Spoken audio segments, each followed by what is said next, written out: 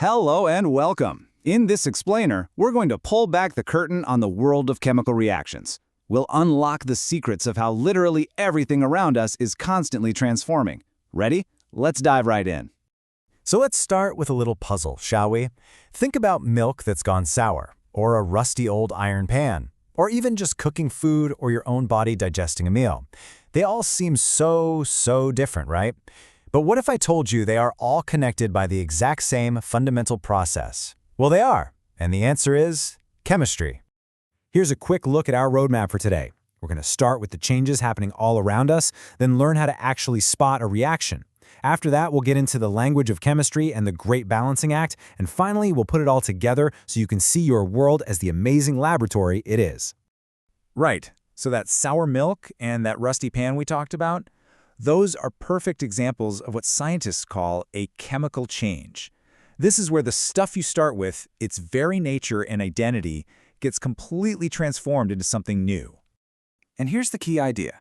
Whenever a chemical change is happening, it means a chemical reaction has taken place. It's not like ice melting into water. That's just a physical change, right? It's still water. No, this is a total makeover on a molecular level, creating brand new substances with totally new properties. Okay, so how can we be sure a reaction is actually going on? Do we just have to guess? Nope. Thankfully, chemistry leaves behind some very clear clues for us to follow. Think of this as your official chemist's checklist. There are 4 main signs to look out for. First, has there been a change in its state, or maybe a change in color? Are you seeing any gas bubbling up? And finally, has there been a sudden change in temperature, making things feel hotter or colder? If you see any of these, you're almost certainly watching a chemical reaction in action. Now, trying to describe all of these changes in plain old English sentences, well, it gets really long and complicated super fast.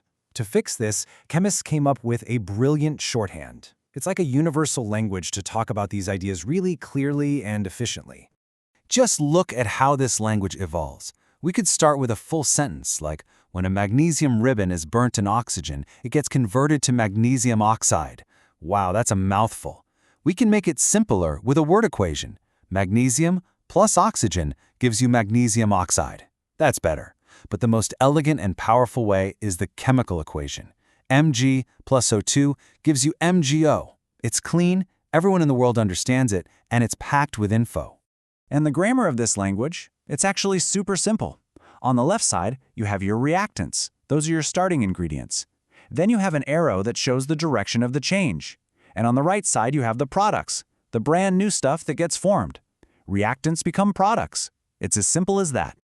Okay, but just scribbling down the symbols isn't quite enough. To be correct, a chemical equation has to follow a really fundamental law of the universe.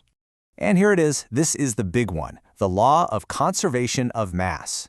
What this means, in simple terms, is that you can't just create or destroy stuff out of thin air during a reaction. You have to end up with the same amount of stuff you started with. Every single atom you start with has to be there at the end. They just get, rearranged into new partners.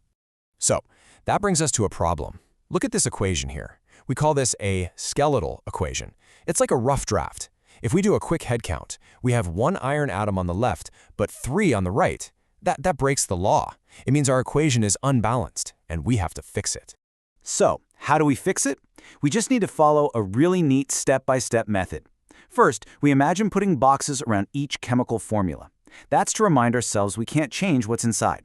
Then, we just go through element by element, balancing the oxygen, then the hydrogen, then the iron by putting numbers, called coefficients, in front of the formulas.